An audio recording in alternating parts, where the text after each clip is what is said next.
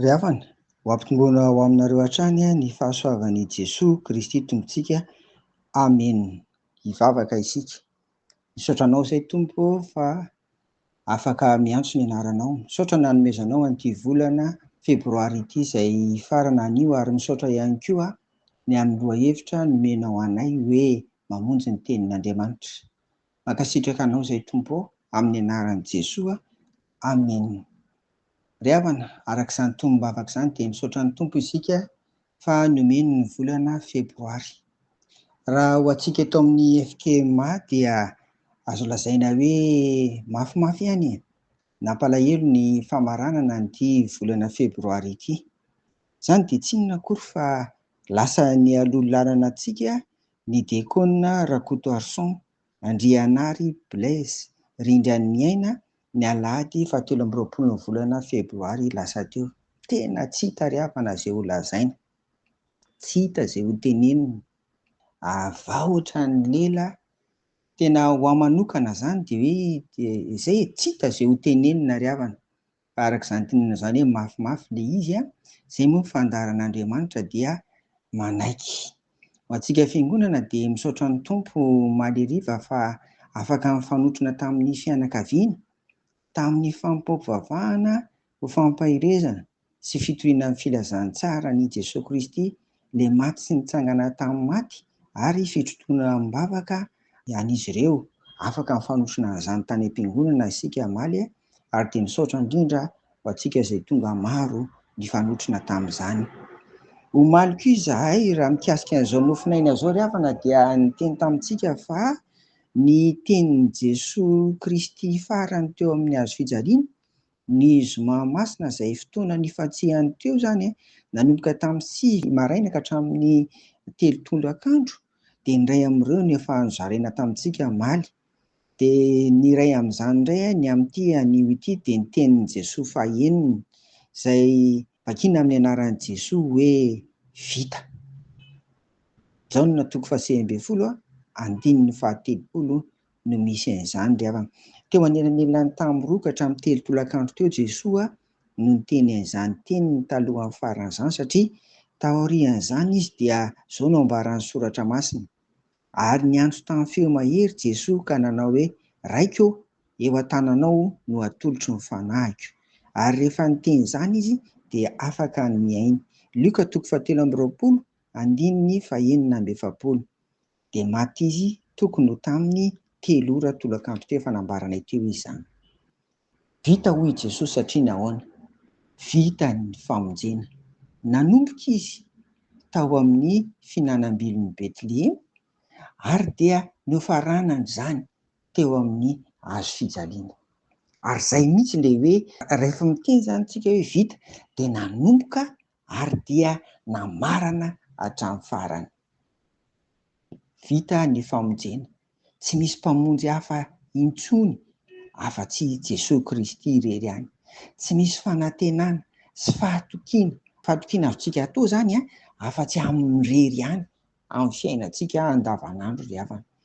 Noho izany dia anjarantsika mino sy manolo-tena ary manompo azy. Vita ny an'ny Tompo, vita ny tanteraka izany, ho an'izay mino, ho an'izay manantena, ho an'izay matoky, ary indrindra miandry ny fiaviany indray. Izany teny hoe vita izany koa no entintsika ambara ry havana ny amin'ny tonton Rindra izay lasa ny aloha-lalana, satria nanao ary namita ny fanompony hatramin'ny farany amin'ny mahadiakonina azy koa izy. Biraon'ny fiangonana izy, mpitantsoratry ny vola, tao anatin'ny atoko-pira ihany koa izy. Mpitendry zava-maneno ihany koa raha tsy ilaza afa-tsy ireo. Ry havana, vita ny hatramin'ny farafofinainy, mizara fanompony. Ary izany ry havana no entina mampionona sy mampahery ny vady aman-janany, ny fianakaviana, ny tapaka sy namana ary ny fiangonana manontolo. Fa nahavita koa ny fihazakazahana izy. Tafapaka tany am-pony ny asa-pamonjena nataon'i Jesoa, ilay niteny hoe vita. Ary dia noraisiny tamin'ny fiainany koa izany mba ho tafiny sy hijoroany vavimbelona amin'izao tany fandalovana izao ry havana. Ho antsika velona dia mbola tsy vitany antsika. Misaotra anao, misaotra atsika tsirairay avy, afaka mifanotrona tamin'ny fianakaviana hoy aho ary afaka mifampahery fa izao dia andaoko isika mba hamitatra amin'ny farany ny zara fanompoana napetraky ny Tompo tamintsika ary havana, mba hiteny koa tsika fa dia nahavita ny fihazakazahana zany. Izany moa no anisan'ny tenin'ny soratra masina ao amin'ny Timoty 2:4-7 izay nitoriana omaly ry havana. Noho izany dia samy ary mihazakazaka tsika ary hoe izy no taorindra izany tiako tenenina io hoe izy no modely na ahoana fa azo ambara ho izany ihany izy, fa saingy izao ndaoko tsika hanao mihoatra noho ny vitany amin'ity fihazakazahana masina amin'ny fanompoana ity araroty fa mbola velona ianao. Dia miraritsika fiononana sy faherezana feno ho an'ny akaiky azy dia ny ankohonany sy ny vady aman-janany izany, ary mivavaka isika satria mbola misy ny fikarakarana rehetra atao mandra-piaingan'ny fianakaviana ny vady aman-janany izay hitondra ny nofo mangatsikany any an-tanindrazana raha sitrapon'ny Tompo dia hiainga eto ny talata, dia tongeny vato ny nofo mangatsiaka ny alakamisy ary ny fandevenana ny zoma ho avy izao 7 Martsa any Madagasikara izany. Dia anjarantsika ry havana ny fampitondra mambavaka an'izany. Mahireza, amen. Vavaka ary sika.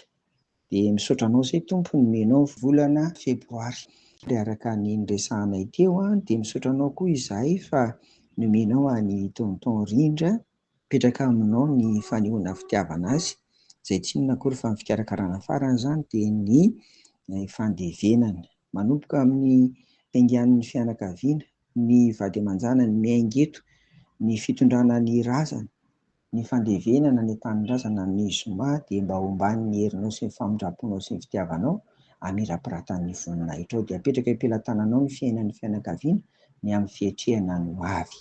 Amin'ny anaranao Jesosy naovanay izany vavaka izany. Amen. Ho aminareo ry havako ny fiadanan'i Jesoa. Amen.